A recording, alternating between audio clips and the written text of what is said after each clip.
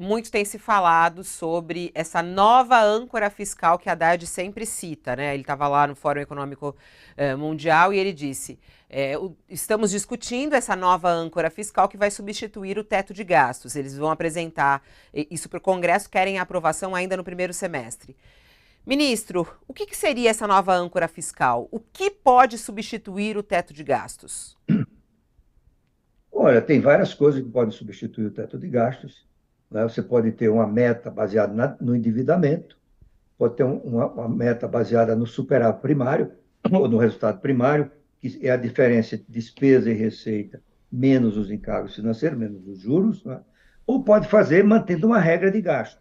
Na minha opinião, e na de muitos economistas, nenhuma regra fiscal será crível, nenhum arcabouço fiscal merecerá a confiança se não contiver um elemento de controle de gastos.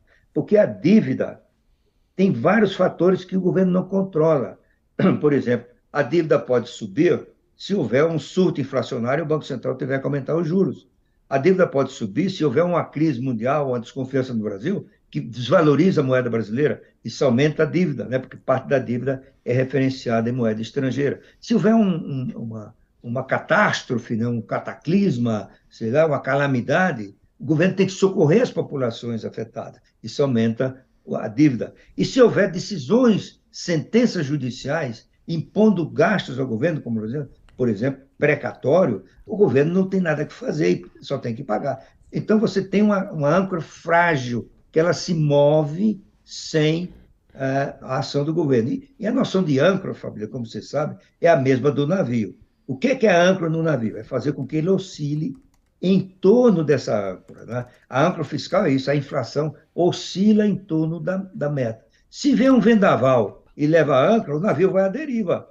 Então, essa era uma âncora fraca. Se vier um acontecimento que mude o tamanho da dívida, essa dívida é fraca. Se você olhar o superávit primário, é a mesma coisa.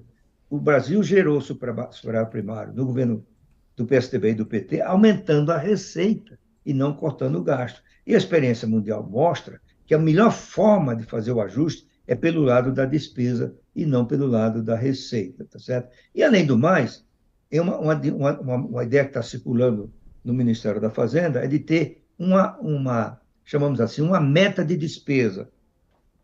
Ótimo, eu acho que é bom isso aí, mas não é tão forte quanto o teto de gasto, porque o teto de gasto tem uma força política maior, porque ele foi estabelecido pela Constituição, na Constituição. Então Claro, então é um erro derrubar o teto de gastos, é um erro substituir o teto de gastos. é um erro tremendo. Eu estou, e acho que o ministro já sabe disso, a equipe dele sabe disso, e só que para restabelecer o teto de gasto tem que o Lula voltar atrás. Essa é uma complicação, porque ele chamou que o teto de gasto era algo, como é que chamou? Haddad concorda com isso? O senhor falou de um Estupidez. jeito, o senhor falou de um jeito como se o Haddad também fosse contra a derrubada do teto de gastos, ou não? Olha, pelo discurso que ele está fazendo, ele é, como eu falei aqui, é dos poucos ministros que percebe o problema fiscal. Por isso que o discurso dele está sendo bem recebido, foi bem recebido em Davos, está sendo recebido pelo mercado, porque ele está dizendo coisa com coisa, tá certo? Ele está dizendo o que vai fazer, prometendo o que vai fazer, e Aqui uma coisa começamos que a me chamou a será que ele atenção, vai conseguir? Pois não.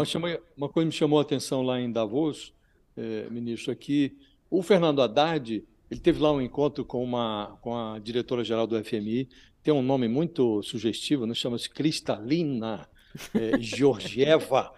Ele conversou com ela e disse que virão aqui, o pessoal do FMI vem ao Brasil para explicar para nós as regras fiscais que estão em vigor no mundo e que o FMI vai nos ajudar a construir essa nova regra fiscal. A gente precisa da ajuda do FMI para isso? Eu acho que qualquer ajuda nesse campo é bem-vinda, né? Sobretudo do FMI. Mas o que eu destaco nisso aí, quem diria que o ministro da Fazenda do PT veria com bons olhos, né, a vinda de uma missão do FMI para ajudar a formular esse arcabouço. Isso mostra, mais uma vez, que o Haddad está sintonizado, ele está imbuído da percepção de que existe um problema sério do lado fiscal. E por que o FMI ajuda? Porque o FMI tem um departamento, o Departamento de Assuntos Fiscais, que tem 50 anos de experiência, conhece tudo dos 200 e tantos países que fazem parte do FMI. Tem uma equipe de alto gabarito, conhece a situação brasileira.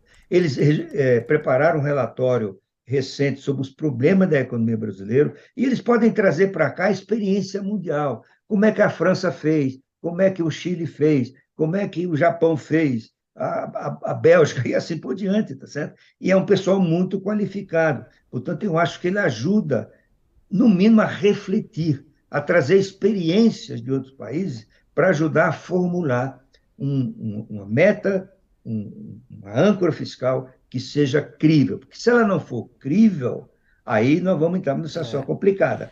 Vai cair a confiança, os juros futuros vão subir, Ô, a inflação ministro. vai subir e o potencial de crescimento da economia vai cair.